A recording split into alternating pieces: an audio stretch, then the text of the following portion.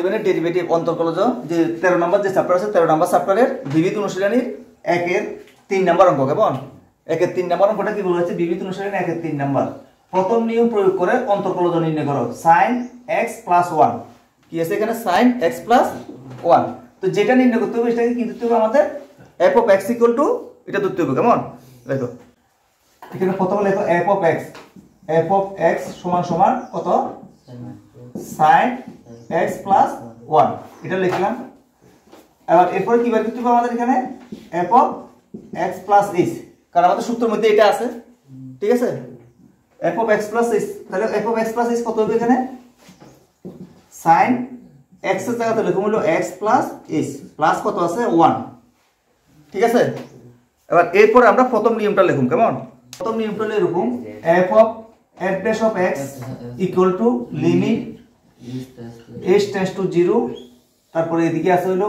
f of x + h minus f of x divided by h এটা হলো প্রথম নিয়মটা কেমন এই প্রথম নিয়মটার সাহায্যে তারা অন্তর্কলজ নির্ণয় করতে বলা হয়েছে কেমন এটা হলো প্রথম নিয়ম তাহলে প্রথম নিয়মটা আমরা লিখলাম এর মধ্যে আমরা এই যে f of x এর মান এটার জায়গাতে বসাবো আর হলো f of x + h এর মান এটার জায়গাতে বসাবো কেমন তাহলে আমরা এখানে লিখতেছি limit h tends to 0 f of x + h এটার মান কত sin x + h + 1 মাইনাস এবার f of x এর মান কত sin x + 1 এটা বসাইলাম আর নিচে কত আছে h নিচে আছে হলো h ঠিক আছে আচ্ছা এবার এখানে sin x - sin y সূত্র লিখুন কেমন এখানে কি সূত্র প্রয়োগ করতে হবে এখানে এই যে ত্রিকোণমিতির যে সূত্র আছে এই সূত্রটা আমাদের একটু মনে রাখতে হবে সূত্র এটা মনে রাখতে হবে সূত্রটা কি আছে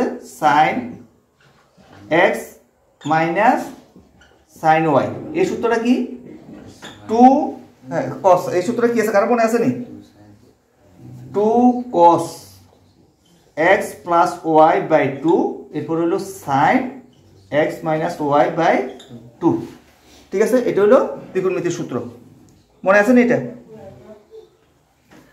2 cos x + y / 2 sin x - y / 2 অথবা sin এটা প্রথমে লিখলে হইব কেমন এটা হলো আমাদের সূত্র এই সূত্রটা আমাদের এখানে কাজে লাগবে কেমন এই সূত্রটা আমাদের মনে রাখতে হবে এই সূত্রটার সাহায্যে আমরা এখানে এই পার্টটা করব কেমন তাহলে এখানে পরে সূত্রটার সাহায্যে করলে কি হয় লিমিট h টেন্ডস টু 0 আর আমরা সূত্রটা প্রয়োগ করতেছি এখানে দেখো এখানে যেটা x আছে এই পুরো টার্মটা হলো x এটা হলো x আর এটা হলো y তাহলে আমরা যদি লিখি 2 দেখো এখানে 2 cos x + y তার মানে এটা লিখতেছি আমরা x + h + 1 + x + 1 divided by 2 এই যে এটা লিখছি কেমন x + y / 2 সেম ভাবে আমরা এটা লিখতেছি sin x - y তাহলে x + h + 1 মাইনাস কেমন মাইনাস x - 1 বাই কত 2 এই যে এখানে দেখো -x - 1 কারণ মাইনাস করছে দুইটা কি হবে এখানে মাইনাস বুঝা গেছে তো আচ্ছা ডিভাইড বাই কত h এতটুকু ক্লিয়ার ভাবে বুঝা গেছে নি আচ্ছা তাহলে এবার আমরা এখানে ক্যালকুলেশনটা করি limit h tends to 0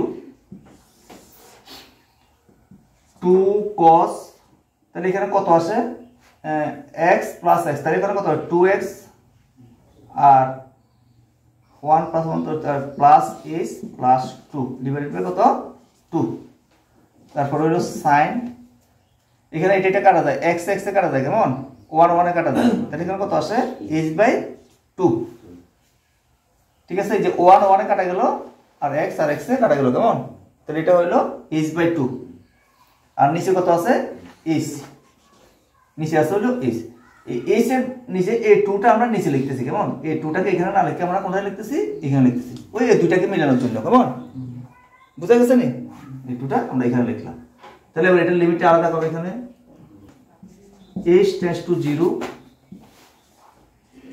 cos 2x + h + 2 into আবার লিখতেছি limit h tends to 0 sin h/2 divided by h/2। এই যে এই পার্টটা এটার সঙ্গে লিখলাম, কেমন? এতটুকু। এই পার্টটার মান কত? লিমিটের মধ্যে এই পার্টটার সূত্রটা কত?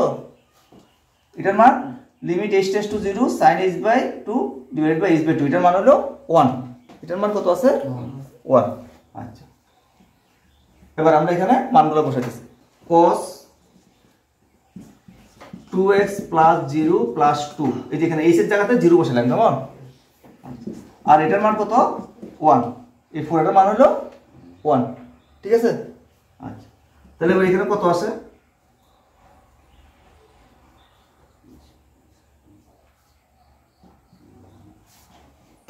আচ্ছা, এটার নিচে কত? নিচে 2 আছে না? এটার নিচে তো 2 আছে একটা, এই যে 2টা আছে তো, কেমন? আচ্ছা, এটার নিচেও কত আছে? 2 আছে। তাহলে এখানে আমরা এটারে একটু সাজিয়ে লিখতেছি। cos 2 ইনটু কত হয় এখানে? x প্লাস 1 ডিভাইড বাই কত? 2। এই 2টা, কেমন? এখান থেকে এই দুইটা 2 থেকে একটা 2 কমন নিছি, কেমন? তাহলে এটা সমান সমান আবার এদিকে লিখতেছি cos x প্লাস 1, এটাই আমাদের উত্তর।